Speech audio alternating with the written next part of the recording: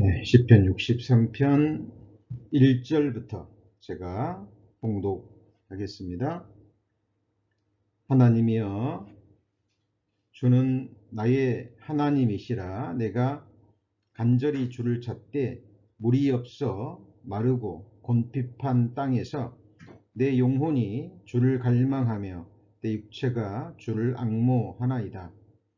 내가 주의 권능과 영광을 보려 하여 이와 같이 성소에서 주를 바라보았나이다. 주의 인자가 생명보다 나음으로 내 입술이 주를 찬양할 것이라.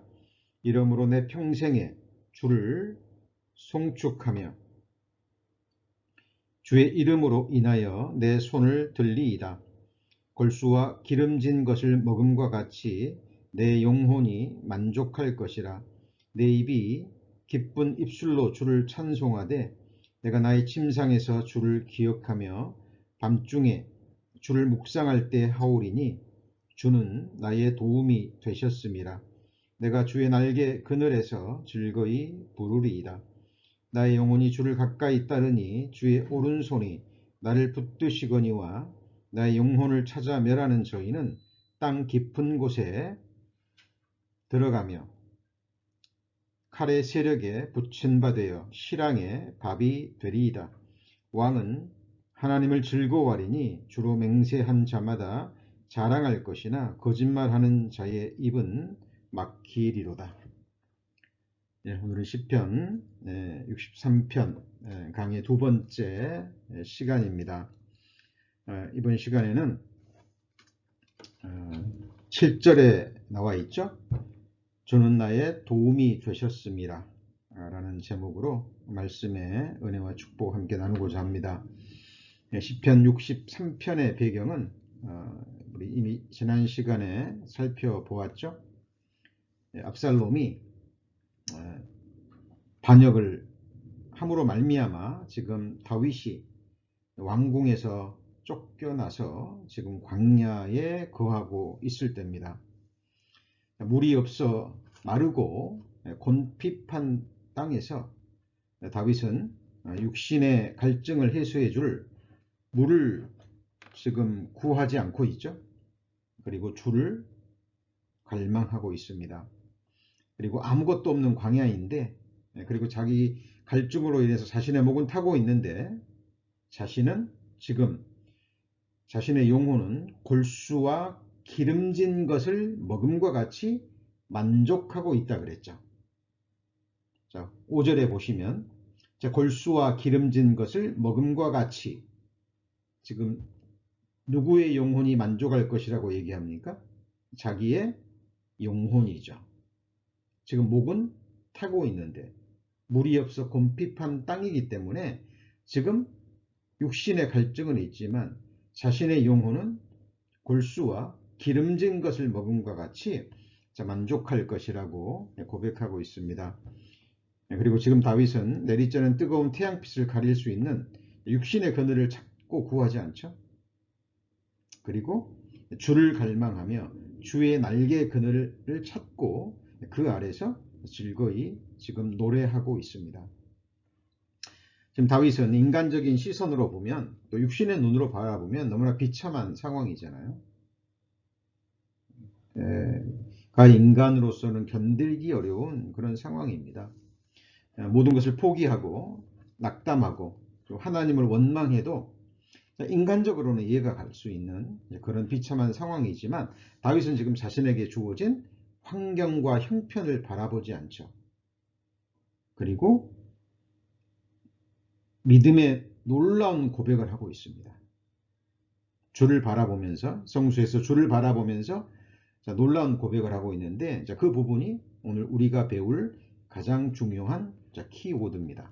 7절이죠. 7절. 주는 나의 도움이 되셨습니다 라고 고백하고 있습니다. 한 가지 여쭤보죠. 지금 다윗이 주의 도움을 받고 있습니까? 압살롬에 의해서 쫓겨나서 지금 왕궁에서 쫓겨나서 지금 광야에 거하고 있는데, 지금 다윗은 주의 주는 나의 도움이 되셨다라고 고백하고 있습니다.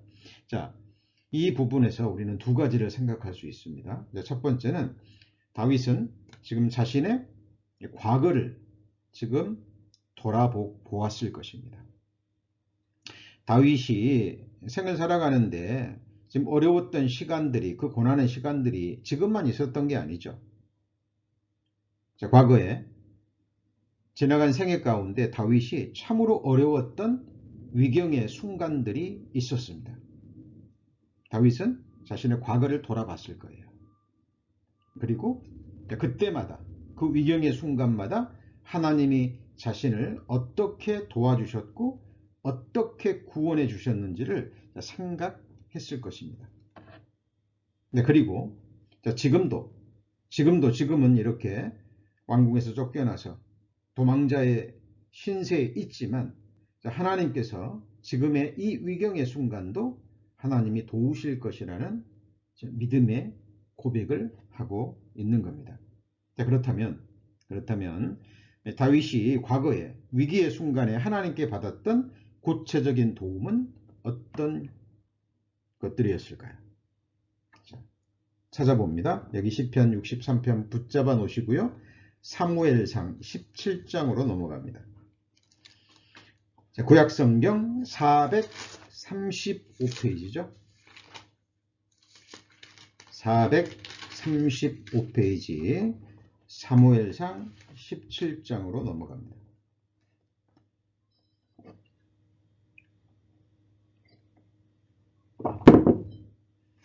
너무나 유명한 다윗과 골리앗의 싸움이 기록되어 있는 장이죠. 자, 이 17장의 내용을 전반부를 잠깐 설명드리면 지금 블레셋과 이스라엘 군대 간의 싸움이 벌어졌습니다. 싸움이 벌어졌는데 지금 블레셋의 골리앗이라는 거인이죠. 장수가 나와서 지금 이스라엘의 군대를 모욕하고 있습니다. 그리고 이스라엘의 하나님 만군의 여호와의 하나님의 이름을 지금 모욕하고 있죠. 그런데 사울 왕을 비롯해서 지금 이스라엘의 군대들은요, 그 골리앗 앞에 두려워 떨고 있습니다. 하나님을 모욕하는데, 하나님의 군대를 능멸하는데 사울 왕과 사울의 군대들은 그 거인 장수 골리앗 앞에서 두려워 떨고 있습니다. 아무 말도 못하고 벌벌 떨고 있는 거예요.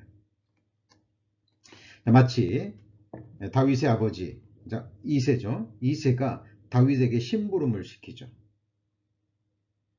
형을 만나고 오라고 심부름을 시킵니다. 다윗이 아버지의 심부름을 하기 위해서 지금 골리앗과 이스라엘 군대 사이에 전쟁이 벌어져 있는 그 현장으로 갑니다. 그리고 골리앗이 바로 하나님의 군대와 하나님의 이름을 모욕하는 것을 직접 봐요.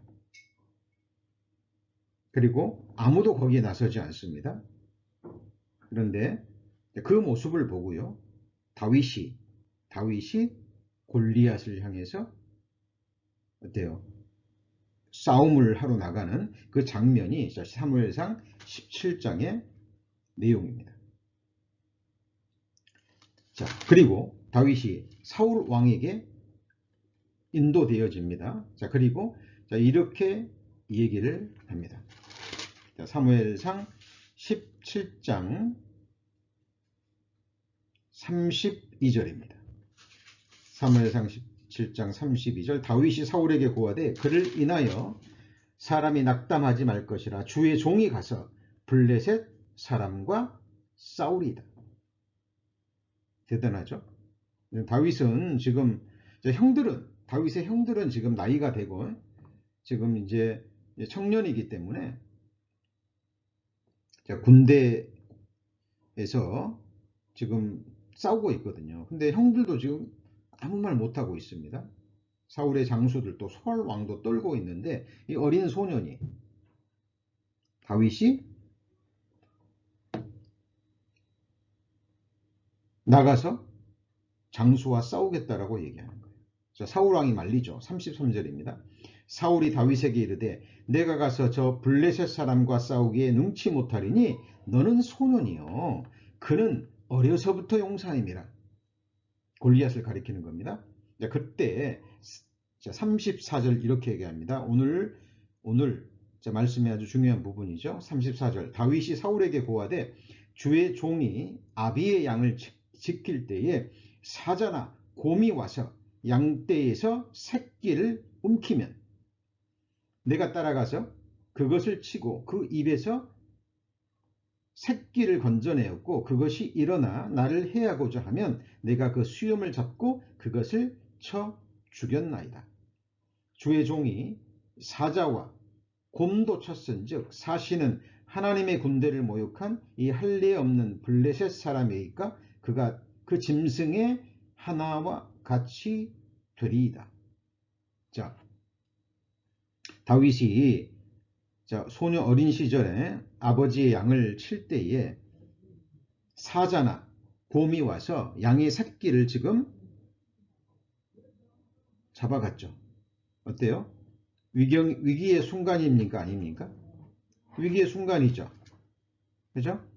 자, 그때 다윗은 하나님을 의지하고 그 곰과 사자와 싸웠다라고 이야기합니다. 인간적인 생각으로 보면 이게 말이 안 되는 이야기죠. 곰이 얼마나 강합니까? 사자가 얼마나 강한 짐승입니까? 그런데 어른도 아닌 어린 소년 다윗이요. 어린 소년 다윗이 그 사자와 곰을 싸웠다라고 얘기를 합니다. 자, 36절까지는 다윗이 싸워서 이긴 것처럼 보이지만 37절에 보시면 이렇게 되어 있죠. 또 가로되 여호와께서 나를 사자의 발톱과 곰의 발톱에서 뭐 하셨죠? 건져내셨다라고 합니다. 나를 이 블레셋 사람의 손에서도 건져내시리이다. 다윗이 양새끼를 구하기 위해서 사자에게 달려들었을 때, 곰에게 달려들었을 때 위경의 순간이잖아요. 그죠? 예, 죽을 수밖에 없는 그런 상황인데 다윗은 용감하게 하나님을 의지하고 곰과 사자와 맞서 싸웠고 하나님이 다윗의 믿음을 보시고 도와주시고 구원해 주신 거죠. 다윗은 지금 골리앗과 싸우러 나갈 때 무모하게 자기의 힘을 의지한 게 아니죠. 과거에 하나님이 자기를 도우셨던 그 순간들을 기억하고 그 믿음으로 골리앗과 싸우겠다고 나선 거죠. 이것이 믿음의 행위입니다. 하나님의 도우심을 의지하고 나간 거죠. 그리고 우리가 잘 아는 것처럼 다윗이 사울이 이제 갑옷을 입혀주니까 맞지 않잖아요.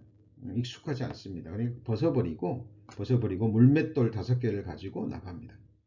그리고 그 물맷돌로 다윗의 이마에 맞히죠. 골리앗의 이마에 맞춥니다. 그리고 골리앗을 쓰러뜨립니다. 이때 이 사건이 굉장히 유명한 사건이죠. 이스라엘의 온 군대가 받고 그 소문은 이스라엘 백성들에게 삽시간에 퍼졌을 겁니다. 여기 보면 사무엘 17장에 보면 이 골리앗의 키가 나오죠. 6규빗, 거기에 한 뼘의 길이가 더했다고 그렇게 기록되어 있죠. 그렇죠? 6규빗에 한 뼘의 길이가 되면 6규빗은요. 한 규빗은 45cm거든요. 45 곱하기 6 하면 270cm가 나옵니다. 거기다가 한 뼘은 약 22.5cm 정도 되거든요. 그러니까 이걸 합하면 292.5cm가 되는 거죠. 거의 3m에 육박합니다. 그죠? 5,000세겔의 갑옷을 입었다 그랬는데 이거를 킬로그램으로 계산을 하면 50kg이죠. 그러니까 미국의 NBA 농구 선수들도 아무리 커도 2m 20 조금 넘어가잖아요. 그것도 굉장히 큰 편이죠. 2m 20cm의 미국 농구 선수가 이 골리앗 앞에 서면 아마 가슴에도 미치지 못할 겁니다. 그죠? 엄청난 거인입니다. 그 거인을 다윗은 믿음으로 물리친 겁니다. 자, 이때부터 백성들에 의해서 사울은 천천히요, 다윗은 만만히요 라는 노래가 불리워주기 시작합니다. 자, 그리고 어때요? 이로 말미암아 사울 왕의 시기와 질투와 미움을 받죠. 그리고 거의 10년 동안 다윗은 절대 권력자의 칼과 군대를 피해서 도망자 생활을 합니다. 여러분, 10년이면 굉장히 긴 세월입니다. 자, 지금 다윗은 왕으로 있을 때 압살롬의 반역으로 말미암아 왕궁에서 쫓겨나서 지금 광야에 거하고 있습니다. 그리고 시편 63편을 지금 기록하고 있는데, 주는 나의 도움이 되셨음이라라고 고백하고 있습니다. 지금 과거를 회상하고 있는 거예요. 골리앗과 싸울 때도, 내가 아버지의 양을 칠 때 곰과 사자가 새끼를 훔칠 때도, 그리고 10년 동안 사울 왕의 칼을 피해서 도망 다닐 때도, 그죠? 하나님은 다윗을 도우셨습니다. 그리고 구원해 주시고, 그리고 실제로 왕위에 앉히신 분이 하나님이시잖아요. 그런데 다윗의 위기가 그것만 있었던 게 아니죠. 저는 다윗의 인생 가운데 가장 큰 위기의 순간이 이 시기라고 생각합니다. 사무엘상 27장입니다. 456페이지. 456페이지 사무엘상 27장 1절입니다. 자, 사울 왕에게 쫓길 때입니다. 계속해서 쫓김을 당하니까 이제 다윗이 마음에 두려운 거예요. 그리고 믿음의 생각에서 육신의 생각으로 잠시 흘러갑니다. 27장 1절입니다. 456페이지 구약성경. 다윗이 그 마음에 생각하기를 내가 후일에는 사울의 손에 망하리니 블레셋 사람의 땅으로 피하여 들어가는 것이 상책이로다. 자, 조금 전에 블레셋 군대와 싸웠었잖아요. 어린 시절에. 그죠? 하나님의 이름을 능욕하는 블레셋 군대, 그 장수 골리앗을 쓰러뜨린 다윗이 바로 그 블레셋 사람의 땅으로 피하여 들어갈 것을 계획해요. 얼마나 힘들었으면 그랬을까요? 얼마나 두려웠으면 그랬을까요?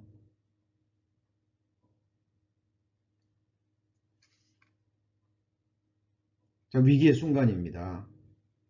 그런데 블레셋 왕 아기스 밑으로 이제 종으로 들어간 거예요. 그 부하로. 그런데 이 아기스의 부하들이, 장수들이 이를 허락치 않죠. 허락지 않습니다. 아니, 다윗이 누굽니까? 사울은 천천히요, 다윗은 만만이라 불리우는 사람이 아닙니까? 골리앗을 쓰러뜨린 사람이 아닙니까? 우리와 함께 전쟁에 나가지 못합니다. 전쟁에 나가서 다윗이 마음을 바꿔버리면, 그죠? 우리는 어떻게 합니까? 이스라엘과 블레셋과 싸움이 있는데 전쟁에 참여하지도 못하고, 그리고 그 시글락 땅에 아기스가 시글락 땅을 줬거든요. 거기에 머무르라고. 그리고 그쪽으로 돌아갔는데 이런 일이 일어나죠. 사무엘상 30장입니다. 사무엘상 30장 1절입니다. 460페이지. 다윗이 그 사람들이 제3일에 시글락 땅에 이를 때에 아말렉 사람들이 이미 사방과 남방과 시글락을 침노하였는데 그들이 시글락을 쳐서 불사르고 거기 있는 대소 여인들을 하나도 죽이지 아니하고 다 사로잡아 끌고 자기 길을 갔더라. 자, 돌아왔더니 아말렉 족속이, 아말렉 사람들이 다윗의 가족들과 자녀들과 다윗을 따르는 용사들의 아내들과 가족들을 전부 다 포로 잡아 가버린 겁니다. 그러니까 다윗의 용사들이 자, 6절입니다. 6절, 30장 6절. 백성이 자기 자녀들을 위하여 마음이 슬퍼서 다윗을 돌로 치자 하니 그랬죠. 이 백성은 누구냐면 다윗을 따르는 다윗의 용사들입니다. 약 600명 되는 다윗의 용사들이 다윗을 따라서 아기스까지 이 블레셋 땅까지 내려왔는데 이제 아말렉 족속에게 자기 아내들과 자식들까지 포로 잡혀갔습니다. 그러니까 다윗과 운명을 같이 하겠다고 다윗을 위해 죽겠다고 나선 다윗의 용사들이 이제 돌을 들었어요. 누구를 죽이려고요? 다윗을 죽이자고. 돌로 치자. 자, 성경은요. 이 순간을 그냥 너무 짧게 넘어가 버립니다. 어떻게 넘어갑니까? 6절 백성이 자기 자녀들을 위하여 마음이 슬퍼서 다윗을 돌로 치자하니 다윗이 크게 궁급하였으나 굉장히 위태로웠으나 그 말이죠. 근데 그 하나님 여호와를 힘입고 뭘 얻었어요? 용기를 얻었더라. 그냥 한 문장 사이에 그냥 너무나 쉽게 넘어가 버립니다만은 사실 이 순간이 다윗에게 있어서는 가장 큰 위기였을 겁니다. 대적도 아니고 자기를 위해서 고난을 자처한 자기의 용사들이 자기를 향해서 돌을 들었습니다. 얼마나 힘들었을까. 보통 사람 같으면 어때요? 아, 이제 끝났구나. 내 운명은 여기서 끝났구나. 라고 했을 텐데 그 위기의 순간에 다윗은 하나님을 힘입고, 그죠? 시편 18편에 보면 나의 힘이 되신 여호와여 내가 주를 사랑하나이다 라는 말씀이 있죠. 자, 제가 늘 말씀드리죠.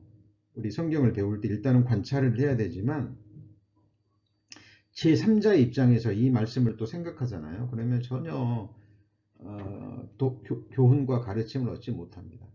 우리 성도님들이 다윗의 위치로 들어가 보세요. 내가 지금 이 형편에 들어갔다라고 생각해 보시죠. 그러나 다윗의 위대함이 여기서 나옵니다. 자, 앞에 보면 아말렉 족속에게 포로로 잡혀갔는데 한 사람도 죽임을 당하지 않았다는 걸 합니다. 여기서 다윗이 하나님이 자신에게 주시는 사인임을 깨닫죠. 징계임을. 하나님의 도우심을 의지하지 않고, 그죠? 하나님의 도우심과 하나님의 구원하심을 의지하지 않고 지금의 그 사울의 칼을 피하기 위해서 하나님을 피난처로 삼은 것이 아니라 하나님의 대적인 블레셋으로 자기 도움을 삼았잖아요.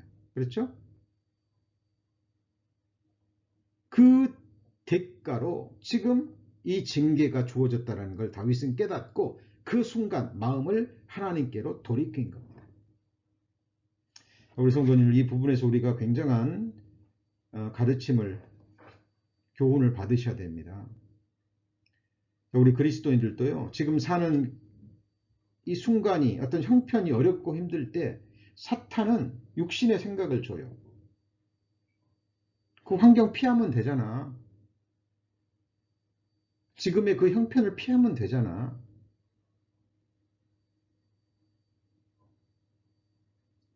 자, 우리에게 주신 하나님이 어떤 형편과 환경을 또 다른 형편과 환경으로 벗어나려고 한다면 더 큰 어려운 환경이 주어집니다. 이거는 성경의 법칙이에요. 말씀의 법칙입니다.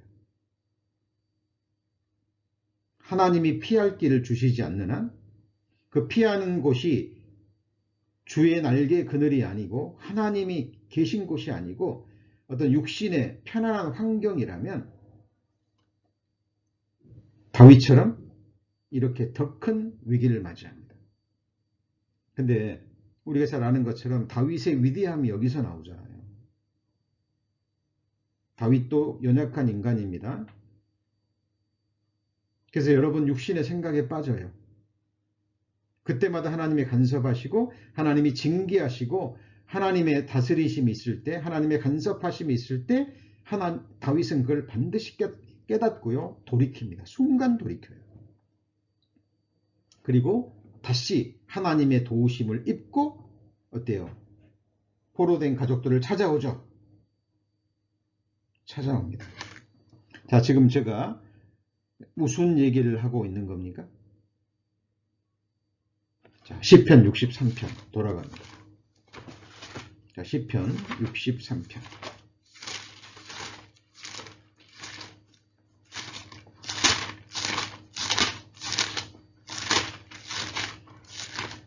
자, 7절. 시편 63편 7절. 주는 나의 도움이 되셨습니다. 압살롬에게 쫓겨서 지금 광야에 거하면서 제가 지금까지 말씀드린 다윗의 생애의 과거의 위기의 순간에 자기를 도와주셨던 그 도우심을 지금 생각하고 묵상하고 있는 거예요. 그래서 지금 위기의 순간이지만, 위기의 상황이지만 하나님께서 이 위기의 순간도 나를 도우셔서 구원해 주실 것이라는 믿음의 고백을 하고 있는 거예요. 그리고 다윗은 이전에도 수많은 전쟁에 나가서 다윗이 전쟁에서 져본 적이 없잖아요. 전쟁에 이긴 이유가 무엇입니까? 다윗이 강해서 그랬습니까? 아닙니다. 사무엘하 8장 6절에 보시면 한번 적어 놓으시고요. 이따가 한번 찾아보시기 바랍니다. 사무엘하 8장 6절에 보시면 다메섹이 아람의 수비대를 두매 아람 사람이 다윗의 종이 되어 조공을 바치니라. 다윗이 어디를 가든지 여호와께서 이기게 하시니라. 다윗이 이겼던 수많은 전쟁에서 이겼던 이유가 뭐예요? 다윗이 어디로 가든지 여호와께서 어떻게 하셨어요? 이기게 하셨다라고 이야기를 합니다. 그렇죠?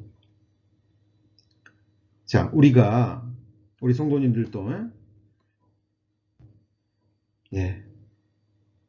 지금 어떤 위기의 순간에 계실 수도 있고 또 고난의 시기일 수도 있습니다. 그럴 때 우리가 그 형편과 환경에 빠져버리잖아요. 그러면 우리는 결코 그 상황에서 벗어나지 못합니다. 우리는 그때 다윗처럼 우리의 지나간 과거에 하나님이 그 위기의 순간에 나와 함께 하셨고 나에게 주셨던 도우심을 생각하셔야 될 겁니다. 자, 우리 인생은요, 우리는 정말 연약합니다. 연약해요. 형통하고 정말 어떤 고난도 주어지지 않고 하는 일마다 잘 되고 부족함이 없을 때 많은 사람들이 육신으로 돌아서죠. 마음은 교만해지고 하나님은 잊어버리고 육신으로 흘러갑니다. 다윗도 예외가 아니었죠. 예외가 아니었어요. 하는 전쟁마다 나가서 싸우는데 이기는 거예요. 밧세바를 범할 때도 전쟁 중에 있었잖아요. 그죠? 그 순간에 게으름을 피우고 사탄이 유혹할 때, 육신을 통해서 유혹할 때 다윗은 범죄해버립니다. 그리고 자기의 권세가 극에 달할 때 자기 영광을 위해서 인구조사를 해버리죠. 자, 다윗과 동시대 사람이라고 여겨지는 아굴이라는 사람이 지은 지은 글이 있죠. 잠언입니다. 30장.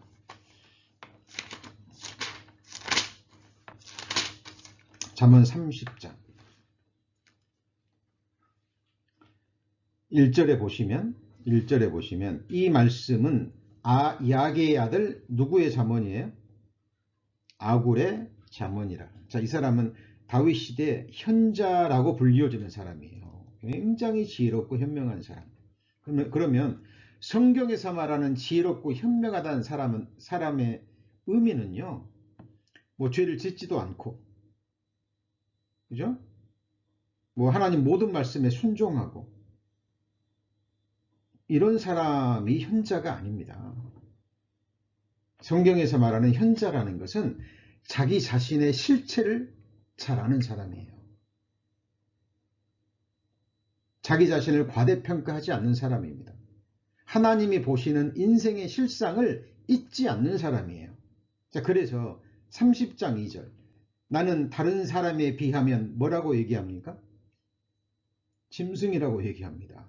내게는 사람의 총명이 있지 않다라고 얘기해요. 나는 지혜를 배우지 못하였고 또 거룩한 자를 아는 지식이 없다라고 이야기를 합니다. 그런데 이 사람이 아는 것은 4절인데 이 4절을 보면 바로 그가 예수 그리스도라는 것을 알 수 있어요. 예수님 오시기에 1000년 전의 사람인데 1000년 후에 오실 예수 그리스도를 알고 믿었던 사람입니다. 자, 4절에 하늘에 올라갔다가 내려온 자가 누군지, 바람을 그 장중에 모은 자가 누군지, 물을 옷에 싼 자가 누구인지, 땅의 모든 끝을 정한 자가 누구인지, 그 이름이 무엇인지, 그 다음에 뭐예요? 그 아들의 이름이 무엇인지 너는 아느냐? 자, 이 말은 나는 다른 사람에 비하면 짐승이고 사람의 총명도 있지 않고 지혜를 배우지 못하였고 거룩한 자 아는 지식이 없거니와 하나님의 아들 예수 그리스도는 안다 그 말이죠. 자, 하늘에 올라갔다 내려온 자, 우리를 위해서 죽으시고 부활하시고 승천하시고 재림하신 분. 이 당시에는 예수님 오시기도 전입니다. 그런데 우리를 위해 죽으시고 하늘에 올라갔다가 승천이죠. 다시 재림하시는 것을 과거로 이야기하고 있습니다. 그리고 이 사람의 유명한 기도 알죠? 7절입니다. 7절. 내가 2가지 일을 주께 구하였사오니 나의 죽기 전에 주시옵소서. 자, 8절 9절 같이 읽습니다. 곧 허탄과 거짓말을 내게서 멀리하옵시고 나로 가난하게도 마옵시고 부하게도 마옵시고 오직 필요한 양식으로 내게 먹이시옵소서. 내가 배불러서 하나님을 모른다 여호와가 누구냐 할까 하오며 내가 가난하여 도적질하여 내 하나님의 이름을 욕되게 할까 두려워함이니라. 사실 이 내용을 깊이 묵상해 보면 사실 기가 막힌 기도의 내용입니다. 이 기도를 그냥 감상적으로 받으시면 안 돼요. 이 말에 이 기도의 내용이 뭡니까? 아굴은 자신을 아는 거예요. 자신을 아는 겁니다. 자기가 가난하게 되면, 그죠? 먹을 것이 없을 정도로 가난하게 되면 도적질할 수도 있는 자기 자신을 아는 거예요. 그래서 자기를 구원해 주신, 자기를 창조해 주신 하나님의 이름이 욕을 받을까 두려워하고 있는 겁니다. 그리고 자기가 부하게 되면, 정말 부자가 되면 아는 거죠. 자기 자신을. 너무 배가 불러서 모든 것이 너무 풍부해서 하나님이 누구냐? 나 하나님을 모른다. 자, 그렇게 될 자신을 알고 있기 때문에 그러는 거예요. 정말 우리 하나님 앞에서 우리 자신을 감추어서는 안 되죠. 속여서는 안 됩니다. 우리는 죄성을 가지고 있어요. 다윗처럼 환경과 여건만 주어지면 얼마든지 교만해질 수 있고, 그렇죠? 얼마든지 육신의 죄를 범할 수 있고, 우리도 우리에게 주어진 환경이 지금 어렵고 힘들고 고달프면 이 환경을 벗어나서 육신의 생각이 주어져서 다윗이 하나님을 떠나서 블레셋 사람 하나님의 대적인 블레셋 왕에게 가서 무릎을 조아리고 머리를 조아리고 종노릇하는 다윗이 그랬다면 우리도 얼마든지 그럴 수 있습니다. 그죠? 정말 우리 자신을 하나님 앞에 포장해서는 안 됩니다. 그리고 사탄은 계속 역사하는 거예요. 계속 끊임없이 우리의 연약함을 아십니다. 우리의 연약한 부분을 알아요.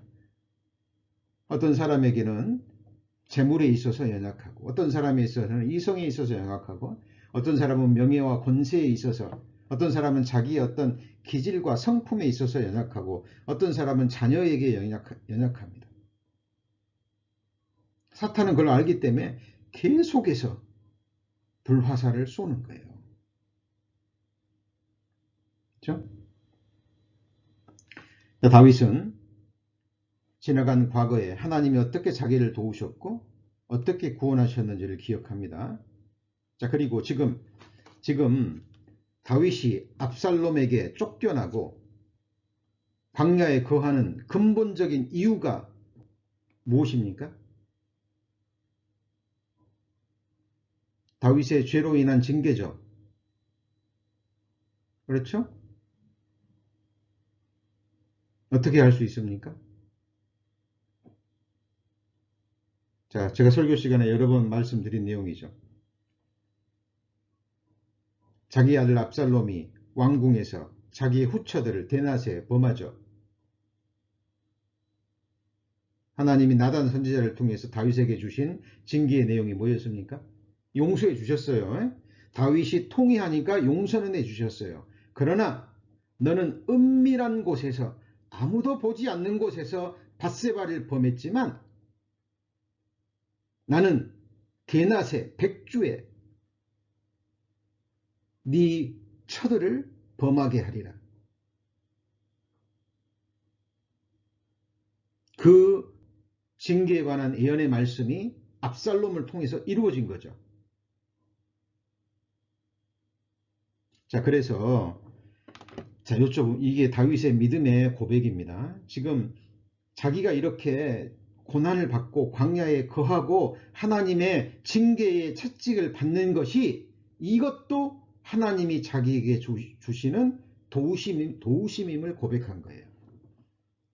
한 가지 여쭤보죠. 다윗에게 이런 고난이 없었다면, 이런 징계가 없었다면, 예를 들어서 밧세바를 범했는데도 뭐 회개하니까 징계와 훈육이 없이 그냥 넘어가 버리시고 인구조사를 하는 엄청난 그 교만죄를 범했는데 하나님이 거기에 대한 징계도 하지 않았다면 어때요? 다윗은 더 교만했겠죠? 더 교만해졌을 겁니다. 다윗은 결코 끝까지 믿음을 지키지 못했을 수도 있어요. 다윗이 겪었던 그 고난의 순간, 위기의 순간, 그때는 힘들고 고달프고 너무 아팠지만 그것 또한 하나님 보실 때는 하나님이 다윗에게 줄 수 있는 최고의 도우심의 한 모습입니다. 다윗은 지금 그것을 고백하고 있는 거예요. 자, 우리가 나가야 될 우리 믿음의 방향입니다. 시편 63편 다시 넘어갑니다.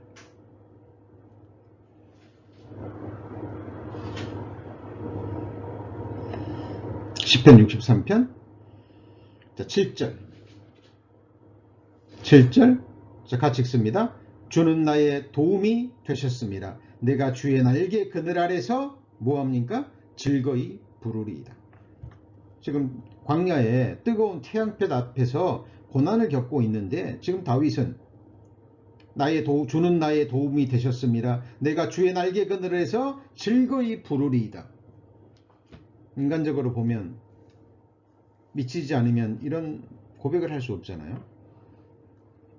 자, 우리 성도님들 지금 이 순간 성도님들의 과거를 한번 돌아보시기 바랍니다.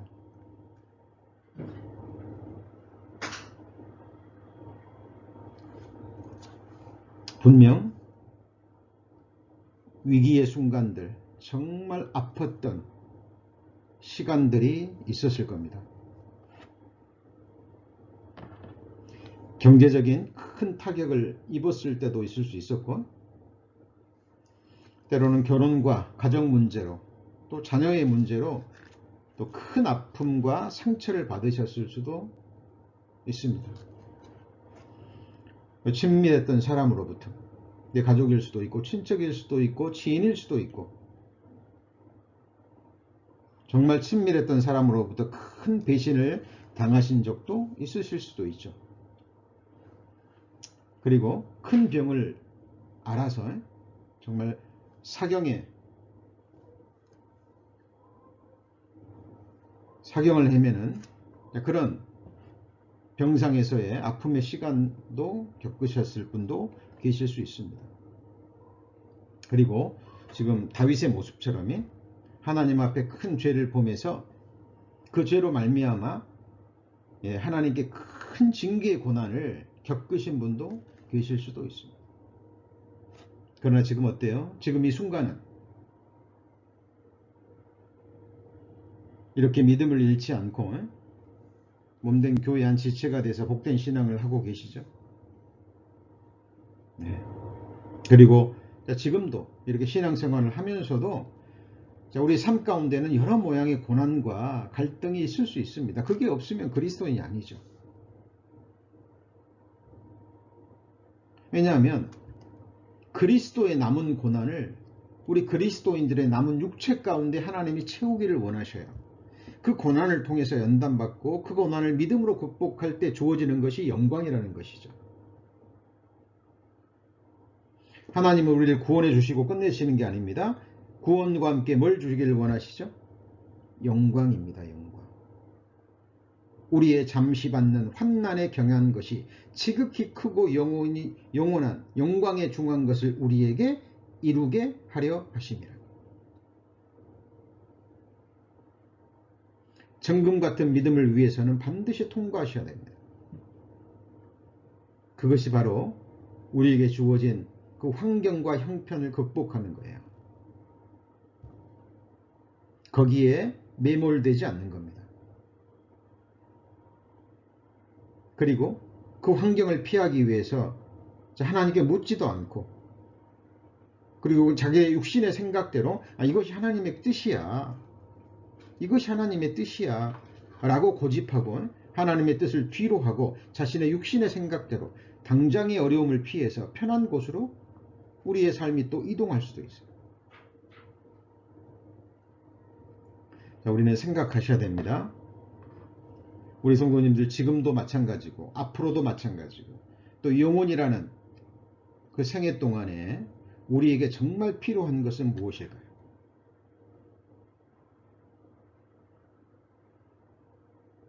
그것은 바로 하나님의 도우심입니다. 하나님의 함께하심, 그리고 하나님의 구체적인 도우심이에요.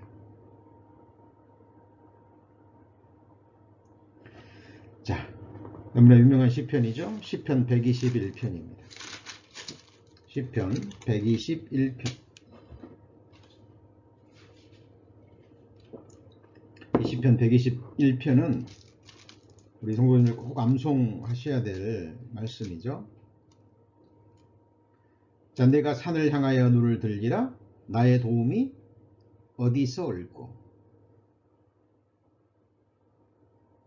예. 자, 스스로에게 묻고 스스로에게 대답할 수도 있고요. 이 모습일 수도 있고, 또 믿음의 사람들끼리 함께 교제하는 모습일 수도 있습니다. 자, 2절에 답이 뭐죠? 나의 도움이 천지를 지으신 여호와에게서로다. 천지를 지으신 전능자로부터 도움이 온다 그 말이에요. 성도님들, 저도 나이가 들어갈수록 또 신앙생활 하면 할수록 제게 절대적으로 필요한 것이요, 매일 매순간 하나님의 도우심이십니다. 그리고 하나님이 붙잡아 주심이에요. 하나님의 인도하심입니다. 하나님의 도우심이 없이는 우리는 지금 이 세상의 한순간에도 거할 수 없어요. 더군다나 하나님의 뜻 가운데서 이렇게 하나님이 기뻐하시는 신앙생활은 불가능합니다. 우리가 매일 매순간 하나님 앞에 쉼없이 구해야 될 것이 바로 하나님의 도우심입니다. 자, 시편 94편입니다. 시편 94편. 자, 노트와 펜 들고 계시죠? 자, 기록해 놓으셨다가 시간 나실 때 꼭 다시 한번 읽고 묵상하셔야 됩니다. 시편 94편 17절입니다. 시편 94편 17절. 자, 이것도 같이 읽습니다. 여호와께서 내게 도움이 되지 아니하셨다면 내 혼이 벌써 정막 중에 처하였으리로다. 여호와께서 내게 도움이 되지 아니하셨다면 내 혼은 벌써 정막 중에 처하였으리로다. 어때요? 마음에 아멘이 되십니까? 지금까지 하나님이 우리 성도님들을 도우셨기 때문에 우리가 지금 이렇게 신앙생활하고 있는 겁니다. 자, 시편 124편 8절도 우리의 도움은 천지를 지으신 여호와의 이름에 있도다 그랬죠. 자, 하나님이 어떤 분인가를 우리에게 가르쳐 주시고 하나님이 어떻게 도우시는가 그것을 알려주시기 위해서 우리에게 거룩하신 하나님의 이름들을 허락하신 거예요. 예를 들어보면 여호와 이레 이름이 뜻이 무엇입니까? 준비하시는 하나님, 예비하시는 하나님이죠. 하나님은 우리 성도님들의 장래를 너무나 잘 알고 계셔요. 지금도 마찬가지지만 장래에 미래에 무엇이 필요하고 어떤 길로 인도함을 받을 것인가, 가장 복된 길로 인도함을 받을 것인가 하나님이 아시잖아요. 그죠? 자, 그 길로 인도하시고 우리 장래에 우리 미래에 필요한 것들 모든 것을 준비하시는 분이 누구죠? 하나님이셔요.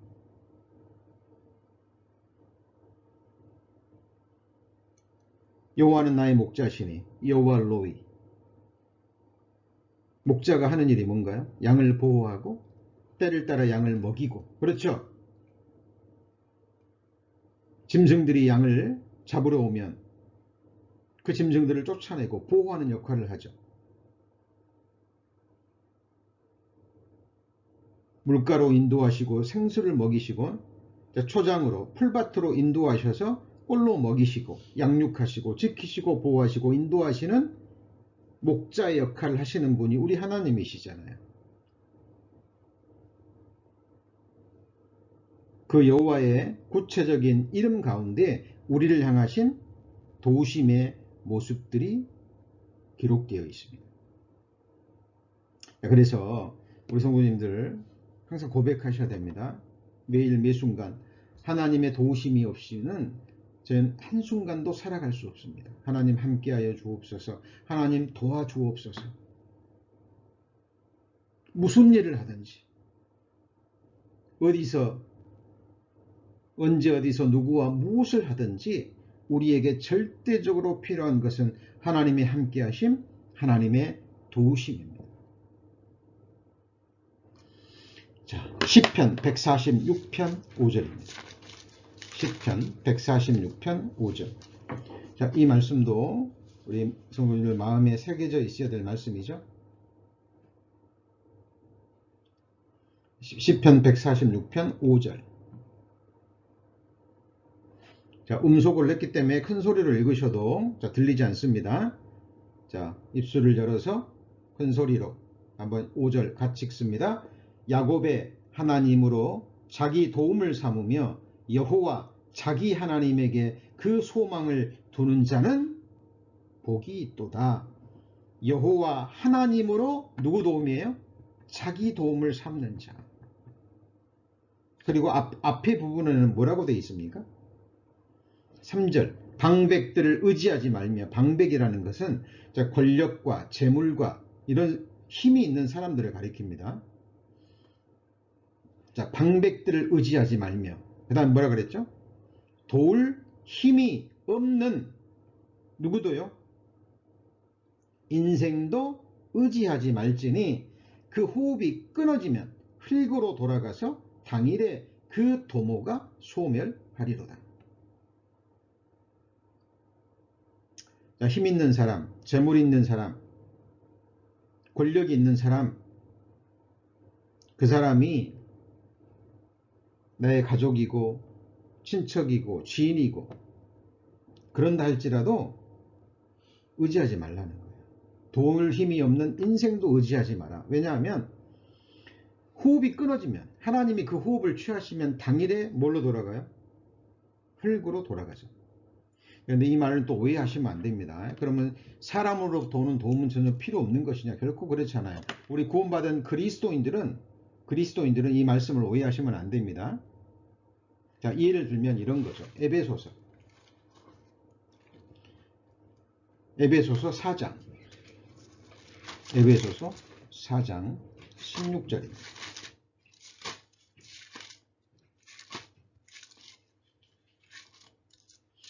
우리가 눈에 보이는 인생들, 눈에 보이는 사람을 의지하지 않고 하나님만을 의지하잖아요. 하나님만을 도우심으로 삼으면 그 하나님의 도우심이 여러 경로를 통해서 우리에게 주어집니다. 특히 우리 그리스도인들은, 우리 신약시대 그리스도인들은 몸된 교회의 지체들을 통해서 하나님의 도우심이 주어져요. 통로로 주어지는 거예요. 에베소 4장 16절. 에베소 4장 16절. 그에게서 온 몸이 마디를 통하여 뭘 입음으로요? 도움을 입음으로 연락하고 상합하여 각 지체의 분량대로 역사하여 그 몸을 자라게 하며 사랑 안에서 스스로 세우느니라. 자, 우리 성도님들 예를 들면 우리 철치에 우리 원 성도님들이 함께 마음과 삶을 나누면서 생활하고 있죠. 자, 한 지체가 아프면, 자, 우리도 함께 그 아픔이 느껴지죠. 우리 몸된 교회 지체 중에 정말 좋은 일이 있으면 그 기쁨이 함께 기뻐해지죠. 참 희한하죠. 우리 지체 중에 한 사람이 조금 힘든 일이 있고 그러면 같이 마음이 아려움을 느낍니다. 그래서 우리가 인생을 의지하지 않고 우리가 하나님만을 의지할 때, 특히 우리 구원받은 그리스도인들은 그 하나님의 도움이 지체들을 통해서, 사람들을 통해서 주어지기도 합니다. 그래서 인생을 의지하지 말라, 이 말을 오해하셔도 안 돼요. 예. 하나님만을 의지할 때 하나님의 도움은 여러 모양으로 우리에게 주어집니다. 그러나 우리의 중심은 누구만을 의지해야 돼요? 하나님만을 의지하고 하나님만을 우리의 도움으로 삼으셔야 됩니다. 자, 그래서 우리는 정말 매일 매순간 하나님 앞에 때를 따라 돕는 은혜를 얻기 위해서 하나님의 보좌 앞에 나가야 됩니다. 우리 자매님들 또 자녀들을 키우시고 또 가정을 돌보시고, 그죠? 남편이, 형제가 직장에 나갈 때도 어때요? 남편이 직장에 나가서 일하고 건강한 모습으로 돌아오기까지 누구의 도우심이 필요합니까? 하나님의 도우심이 절대적으로 필요해요. 자녀가 있으신 분들은 어린 자녀이건 장성한 자녀이건 마찬가지입니다. 오늘 하루 내 어린 자녀가 학교 가서 학교에서 아무 일 없이 건강한 모습으로 돌아오기까지 누구의 도우심이 필요합니까? 하나님의 도우심이 필요합니다. 장성한 자녀들이 또 직장 생활을 하고 또 가정 생활을 하고 오늘 하루도 주 안에서 건강하고 바르게 사는 그 삶이 이루어지기까지 하나님의 절대적인 도우심이 필요한 거예요. 우리 자신도 마찬가지죠. 히브리서 4장 16절.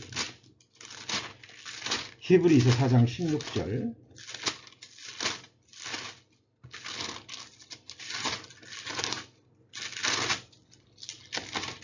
히브리서 4장 16절입니다.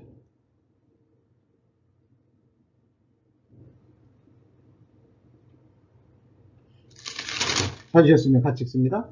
그러므로 우리가 긍휼하심을 받고 때를 따라 돕는 은혜를 얻기 위하여 은혜의 보좌 앞에 어떻게 나가죠? 담대히 나갈 것이라. 자, 때를 따라 돕는 은혜입니다. 우리에게 절대적으로 필요한 거예요.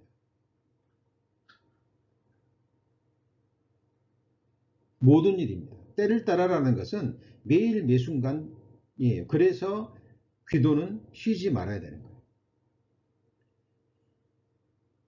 자, 쉬지 말고 기도하라 그랬죠.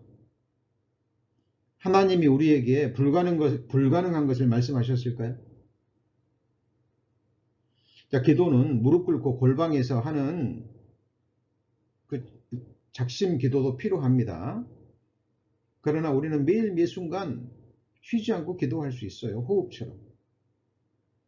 일하실 때도, 운전하실 때도, 책을 보실 때도, 설거지를 하실 때도, 자녀들과 가족들과 대화를 할 때도, 형제자매들과 교회를 할 때도, 교제를 할 때도 매일 매순간 우리의 영은 기도할 수 있습니다.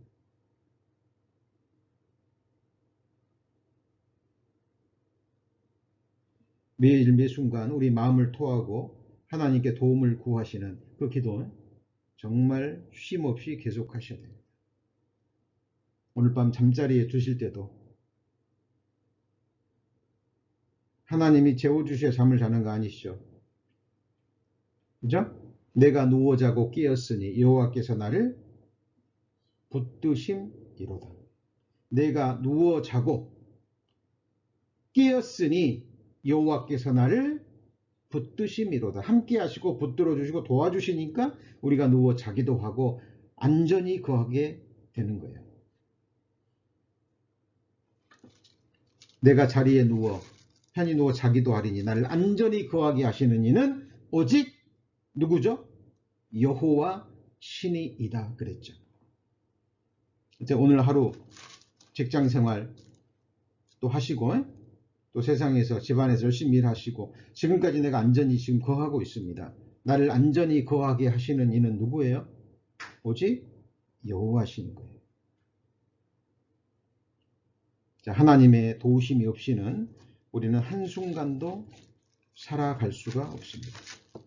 이사야 31장에 보면 아수르가 이스라엘을 위협하고 침략할 때 이스라엘 백성들이 하나님을 의지하고 하나님의 도우심을 구해야 되는데 애굽으로 도움을 요청하죠. 지금 이스라엘이 하나님 앞에 징계를 받고 하나님 앞에 우상 숭배하고 지금 죄를 범하니까 하나님이 징계로 아수르를 들어가지고 이스라엘을 지금 침범하게 하는데 그 사실을 알지 못하고 하나님 앞에 죄를 깨닫고 회개하고 하나님의 도우심을 구해야 되는데 애굽이라는 강한 나라를 또 그 도우심을 구하러 가요. 그래서 더 큰 위기에 빠지죠. 더 큰 위기에 빠집니다. 여러분, 우리 구원받은 그리스도인들이요, 하나님만을 의지하지 않고 어떤 다른 것을 의지하잖아요. 그러면 다 함께 망합니다. 정말 주의하셔야 돼요. 하나님의 말씀은 반드시 그렇게 되는 거 아시죠? 이사야 31장입니다. 이사야 31장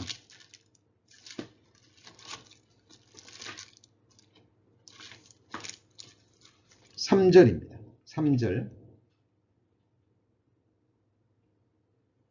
이사야 31장 3절. 애굽은 사람이요 신이 아니며 그 말들은 육체요 영이 아니라 여호와께서 손을 드시면 돕는 자도 넘어지며 도움을 받는 자도 엎드러져서 다 함께 뭐합니까? 멸망하는 거예요. 자, 이런 말씀들은 정말 우리가 두려워해야 될 말씀입니다. 이사야 31장 1절입니다. 도움을 구하러 애굽으로 내려가는 자들은 화 있을진저 그들은 말을 의지하며 홀수죠. 병거의 많음과 마병의 힘이 강함을 의지하고 이스라엘의 거룩한 자를 앙모치 아니하며 여호와를 구하지 아니하거니와 그랬죠. 도움을 구하러 어디로 내려가요? 애굽으로 내려가죠. 이스라엘의 거룩한 자를 앙망치 않고 여호와를 구하지 않죠. 자, 이 말씀을 마음에 두시고 자, 오늘 마지막 말씀 시편 63편 정리합니다. 시편 63편.